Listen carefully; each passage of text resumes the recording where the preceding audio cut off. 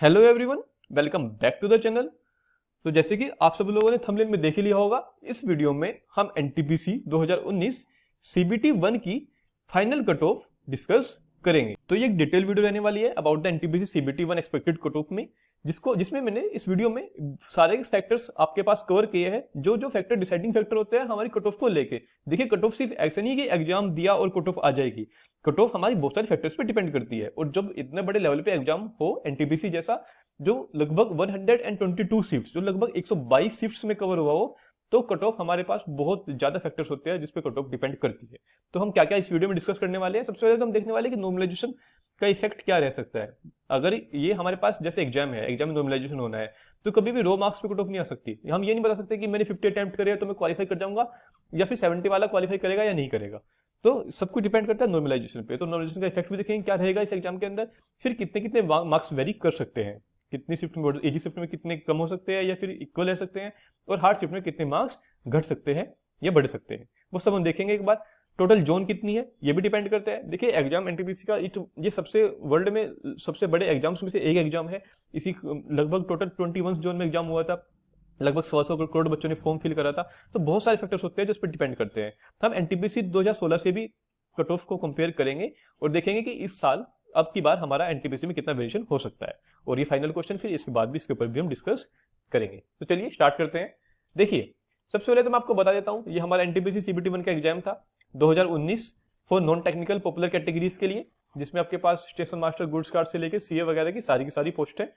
अब इसका जो नोटिफिकेशन आरआरबी की वेबसाइट पे आया था वो आया था 28 फरवरी 2019 को। तो आप सब लोग भूल भी गए होंगे एक तरह से, तो मैं आपको बताता हूँ 28 फरवरी 2019 को फॉर्म आया था, ये हमारे पास नोटिफिकेशन आया था, और 1 मार्च से लेकर 31 मार्च तक इसके फॉर्म भरे गए थे।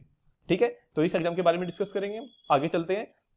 देखिए, ये सबसे इंपॉर्टेंट है, कितने जोन है हमारे पास total 21 zones are there. 21 zone है हमारे पास, 21 जोन में रेलवे डिस्ट्रीब्यूटेड है ये वाला एग्जाम जो हमारा। ये बहुत इंपॉर्टेंट फैक्टर है कि सबसे हाईएस्ट कंपटीशन का जोन कौन सा रहने वाला है। तो मैं आपको बता देता हूं, सबसे हाईएस्ट कंपटीशन का जोन रहने वाला है हमारे पास अजमेर, इलाहाबाद और चंडीगढ़। ये 3 जोन ऐसे हैं जहां से आपको हाईएस्ट कट ऑफ देखने को मिलेगी। और सबसे लोवेस्ट कट ऑफ जोन कौन सा रहने वाला है हमारे पास, वो रहने वाला है जम्मू एंड मालदा। ये लोवेस्ट कंपटीशन जोन है। देखिए, ये कोई भी इस वीडियो में मैं कोई भी पॉइंट ऐसे डिस्कस नहीं करूंगा, सिर्फ हवा में बात नहीं करूंगा। ये सब के सब जो है ये बहुत ही डिटेल एनालिसिस के बाद वीडियो बनाई जा रही है। अब देखिए, हार्डेस्ट शिफ्ट, जो हार्डेस्ट शिफ्ट रही है। देखिए, वैसे तो एग्जाम 122 शिफ्ट में हुआ है। सबसे पहली बात तो यह है कि कभी भी हम 122 शिफ्ट का एनालिसिस ऐसे नहीं कर सकते कि ये शिफ्ट हार्ड थी, शिफ्ट आसान थी। एक बहुत बड़ा डाटा चाहिए इतनी शिफ्ट का एनालिसिस करने के लिए। लगभग अगर आपके पास 10,000 बच्चों का डाटा हो तो आप बता सकते हो कि 122 शिफ्ट में कौन सी शिफ्ट हार्ड थी, या फिर उनको हार्ड और इजी के ऑर्डर में अरेंज कर सकते हो। फिर भी एक जो सर्वे के अकॉर्डिंग जो वेरियस प्लेटफॉर्म्स पे हुए हैं उनके अकॉर्डिंग मैं आपको बता देता हूं कि 1 मार्च 2021, 14 मार्च 2021 और 11 मार्च 2021 की शिफ्ट सबसे हार्डेस्ट मानी जा रही है। और ईजीएस्ट में आ रही है 18 मार्च 2021 की, 29 दिसंबर 2020 की और 29 जनवरी 2021 की। ये थोड़ी ईजीएस्ट शिफ्ट में आ रही है। ठीक है, तो इन पे देखो हार्डेस्ट और ईजीएस्ट में तो मैटर करता ही है क्योंकि नॉर्मलाइजेशन है। ठीक है, तो चलिए आगे चलते हैं। आगे देखते हैं हमारे पास कितना टाइम हो चुका है एग्जाम को। ये नोटिफिकेशन को आए हुए लगभग 2 साल 8 महीने अप्रोक्सीमेटली पूरे हो चुके हैं। तो रेलवे पहले से ही गवर्नमेंट की ये हमारी आदत ही रही है वेट कराने की। अभी भी हम 2 साल 8 महीने का नोटिफिकेशन ये हो चुका है, जिसमें हमारा एग्जाम स्टार्ट हुआ था 28 दिसंबर 2020 को और ओवर हुआ था 31 जुलाई 2021 को। टोटल शिफ्ट हमारे पास 122 शिफ्ट थी। ये देख लीजिए टोटल कैंडिडेट्स कितने अप्लाई करे थे। लगभग 1,25,88,524 बच्चों ने ये फॉर्म को अप्लाई करा था। और सीबीटी 1 में कितने बच्चे क्वालिफाई होंगे, ये होंगे 7,41,060 बच्चे। तो नोटिफिकेशन के अकॉर्डिंग जो नंबर ऑफ कैंडिडेट्स बुलाए जाएंगे वो बुलाए जाएंगे लगभग हमारे पास 20 टाइम्स ऑफ द वैकेंसीज के 20 गुना, जो हमारे पास लगभग 7,41,060 बच्चों को वो बुलाएंगे। जो टोटल कैंडिडेट्स अप्लाई का कितना बैठता है, 5.5% बैठता है। चलिए आगे चलते हैं। देख लीजिए, ये सबसे इंपॉर्टेंट टेबल आपके पास रहने वाली है, जिसमें 2016 की और 2019 की हम दोनों की बात करते हैं। देखिए, सीबीटी ये जो एनटीपीसी 2016 हुआ था तो 93 लाख एप्लीकेंट्स थे। अब कितने हैं, अब 1.26 करोड़ एप्लीकेंट्स है। लगभग 100 करोड़ बच्चों ने फॉर्म भरा था। उसमें उस बार वैकेंसी कितनी थी, 18,000 वैकेंसी थी। इस बार वैकेंसी कितनी है, लगभग 35,000 वैकेंसी है आपके पास। देखिए, वैकेंसी का काफी अच्छा खासा इंप्रूवमेंट हुआ है, जबकि फाइनल ऐसा नहीं था। एनटीपीसी 2016 में 18,000 से फाइनल वैकेंसी उन्होंने डिक्रीज करके 14,000 भी कर दी थी, जिसमें काफी बच्चों को लॉस भी हुआ था वहां पे। अब देखिए, उसमें आंसर की अगस्त में आ गई थी और दिसंबर में एग्जाम हो गया था। तो अब की बार भी कुछ हम ऐसा ही, दिसंबर में रिजल्ट आ गया था, सॉरी। तो अब की बार भी हम कुछ ऐसे एक्सपेक्ट कर रहे हैं कि जो हमारी आंसर की वो 16 अगस्त को आई है, हम रिजल्ट एक्सपेक्ट कर सकते हैं अपना अक्टूबर मिड से दिसंबर के बीच में कभी भी आ सकता है। अक्टूबर मिड तो अभी चल ही रहा है, तो नवंबर या फिर दिसंबर में एक्सपेक्ट आप कर सकते हो कि आपका रिजल्ट आ सकता है। ज्यादा अगर मैं अपना प्रेडिक्शन बताऊं तो मैं नवंबर में ही एक्सपेक्ट कर रहा हूं कि नवंबर में हमारा रिजल्ट आ जाएगा। अब सबसे इंपॉर्टेंट बात आप ये देखिए, जो आपके लिए बहुत इंपॉर्टेंट रहने वाली है कि रिजल्ट के 7 दिसंबर को रिजल्ट आया और 17 जनवरी को उन्होंने एग्जाम करा भी लिया था CBT 2 का, तो सिर्फ आपको 20 डेज मिले थे पिछली बार।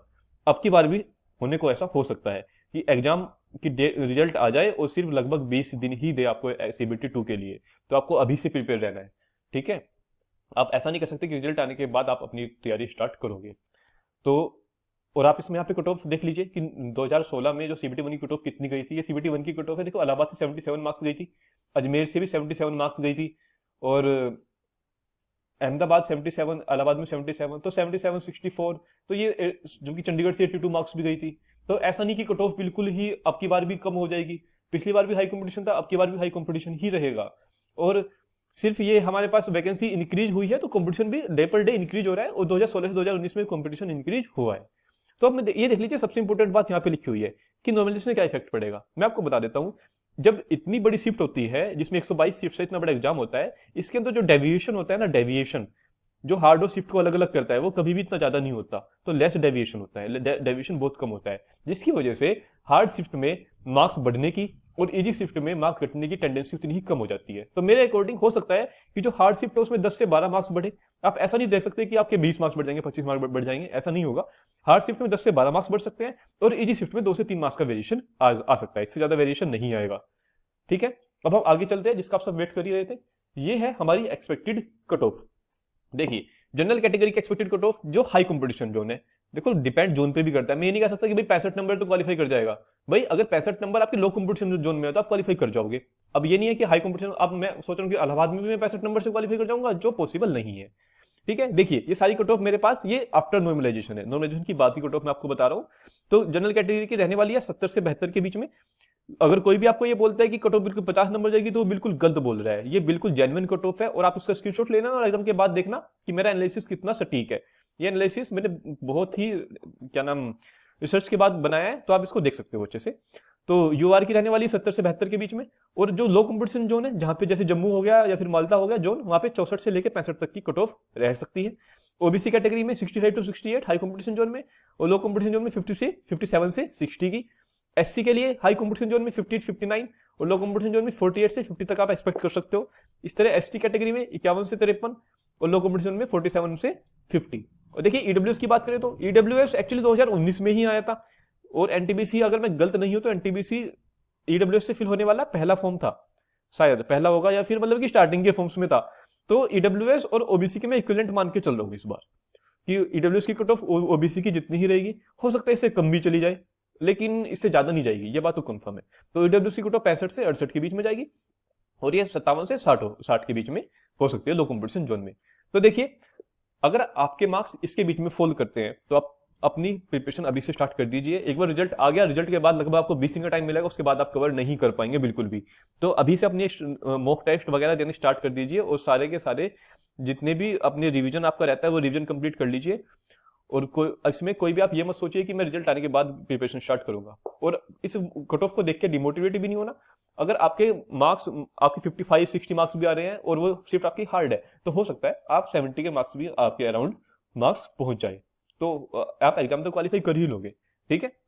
और छोटी सी बात कर लेते हैं CBT 2 स्ट्रेटेजी की। मैंने आपको वीडियो शेयर कर ही दी है अपने चैनल पे, आप उस वीडियो को जरूर देखें, बहुत डिटेल वीडियो है, और उसको फॉलो करें। कोई भी आपको पेड कोर्स किसी का खरीदने की जरूरत नहीं है, सेल्फ स्टडी करिए, सेल्फ स्टडी से आपका सिलेक्शन हो जाएगा। वो वीडियो देखे जाके, किसी भी पेड कोर्स पे बिलीव मत कीजिए, अपनी सेल्फ प्रिपरेशन कीजिए। Self preparation with right guidance ही हमारा आपका एग्जाम क्लियर करवाएगा, ठीक है। तो अगर आपको वीडियो पसंद आती है प्लीज लाइक शेयर और चैनल को सब्सक्राइब भी करिए। Thank you.